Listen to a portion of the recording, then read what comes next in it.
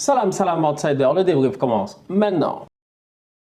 Chelsea l'emporte aujourd'hui 1-0 face à Crystal Palace dans un derby de Londres. En fait, c'était une journée de derby de Londres. Chelsea, Crystal Palace, Arsenal, Brentford.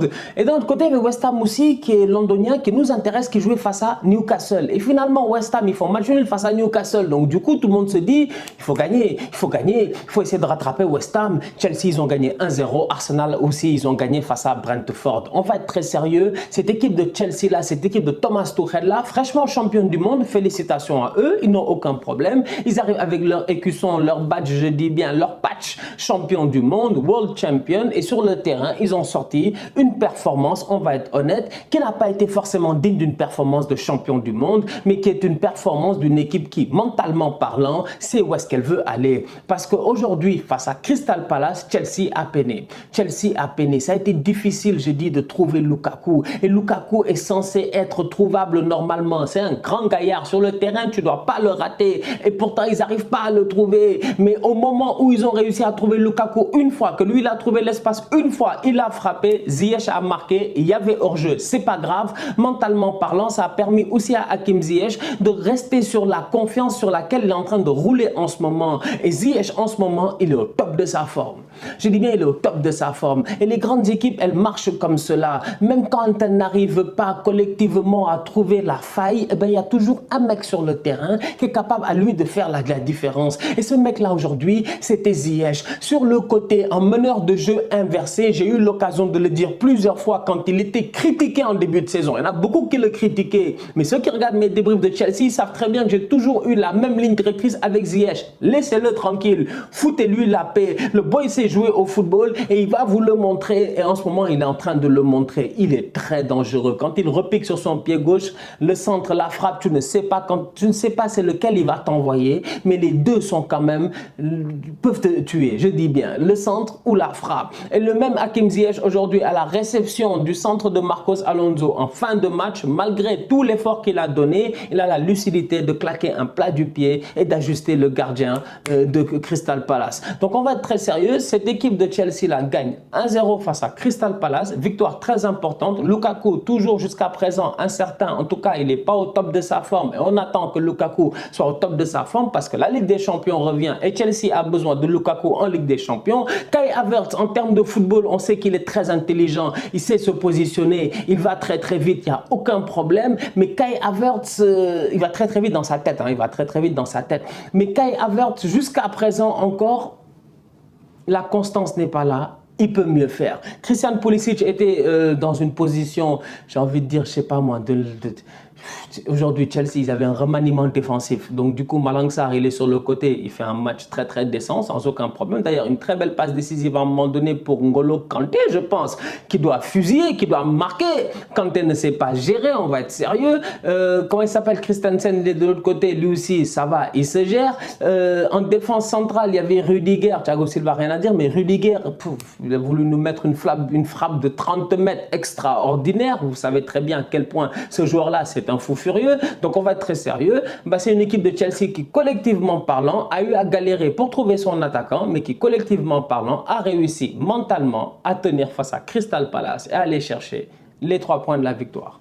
Très belle victoire de leur part. Arsenal gagne 2-1 face à Brentford. C'est une victoire très importante parce que Brentford avait battu Arsenal lors du premier match de la saison. Premier match, bim, on n'avait même pas commencé, on a joué face à Brentford, ils nous avaient tapé. Ben aujourd'hui, la revanche a été prise et je pense que en fait, il faut arrêter parce que Brentford, ils ont gagné face à Arsenal en début de saison, donc les gens étaient en mode ouais, c'est le derby. Non, non, non. Encore les Crystal Palace, on peut dire que c'est des derbys vite fait comme ça, on se connaît dans le quartier. Les Queen's Park Rangers, ou je sais pas si tu veux, mais pas Brentford quand même, franchement, faut commencer à nous respecter. Donc Brentford est venu aujourd'hui, ils ont très bien joué, mais Arsenal a gagné 2-1 et c'est là où j'ai envie de saluer les petits d'Arsenal parce que voilà une équipe qui est en ce moment en route pour la Champions League.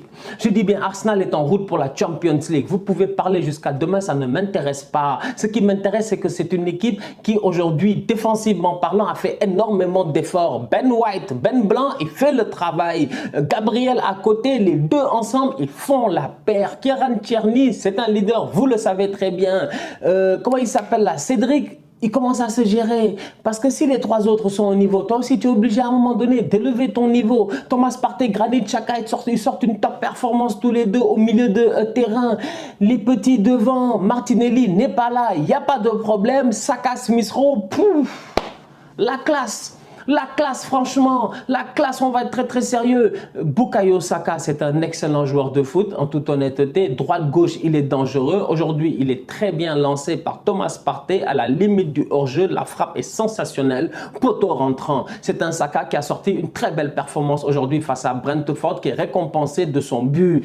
Emile Smith Rowe, ISR, que veut le peuple? Franchement, que veut le peuple? Le boy est très dangereux. Il a l'habitude de rentrer, lui, avec son pied droit. C'est-à-dire que moi, j'ai un droitier, j'ai un gaucher, j'ai tout ce qu'il me faut. J'ai plus besoin d'Ousmane Dembélé. Non, franchement, Emile Smith Rowe, il rentre avec son pied droit. Dès qu'il rentre en chaloupant comme ça, tu as l'impression que c'est un mix entre Alexander Led et Thomas Rosicky.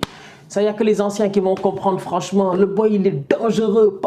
Il est rentré, petite frappe, filet, petit filet. Le gardien, là, à touche, il n'y peut rien. C'est une équipe d'Arsenal, quand même, qui fait plaisir. Alexandre Lacazette, il n'a plus d'amis. Il n'y a plus personne. C'est le seul attaquant qui reste. On va être sérieux parce que le boy Nketiah, j'ai l'habitude de le dire et je l'ai toujours dit. S'il était fort depuis longtemps, on l'aurait vu. Maintenant, c'est un boy qui a pété le score avec l'équipe nationale des jeunes d'Angleterre. Il n'y a aucun problème. Mais en termes de football, aujourd'hui, avec Arsenal, à part mettre des tap-in, le boy là, moi, jusqu'à présent, je ne suis pas convaincu. J'espère qu'il va me faire mentir.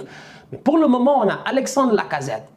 Vintage Lacazette. Lacazette de Lyon, franchement. Et en ce moment, il est en train de se gérer. Sa présence en attaque est très importante. Martin Odegaard, excellent. Top player. Il est en train de devenir ce qu'on pensait qu'il allait devenir. C'est-à-dire qu'Odegaard, je me rappelle au début, quand on en parlait, quand il a signé au Real il y a 7 ans ou 8 ans là, on disait c'est la future pépite, c'est le futur. En fait, on vient de voir ce que Odegaard, il vaut vraiment. C'est un top player. Il sait jouer au football. Il est très intelligent. Son mouvement est magnifique. Il sait comment, je dis bien, gérer le tempo offensif d'une équipe. Il sait quand lâcher le ballon. Il sait les courses qu'il doit faire de temps en temps juste pour amener les défenseurs, pour libérer de l'espace pour ses ailiers. Franchement, Martin Odegaard a été excellent. Donc, c'est une équipe d'Arsenal qui est complète, qui joue très bien, qui est en confiance en ce moment, qui a 2 matchs en moins, si je ne me trompe pas, sur Manchester United ou sur West Ham, ou 3 matchs en moins sur West Ham, 2 sur Manchester United, si je ne me trompe pas. C'est une équipe d'Arsenal qui, normalement, si elle ne perd pas ses matchs en retard, elle est 4e.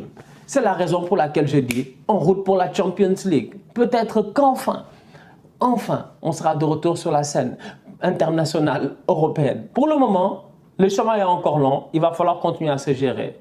Mais ça sent bon. La famille, on se capte très bientôt pour un nouveau débrief. D'ici là, on continue à liker, on continue à partager. On s'abonne. On est ensemble, on reste en santé. Tous outsiders.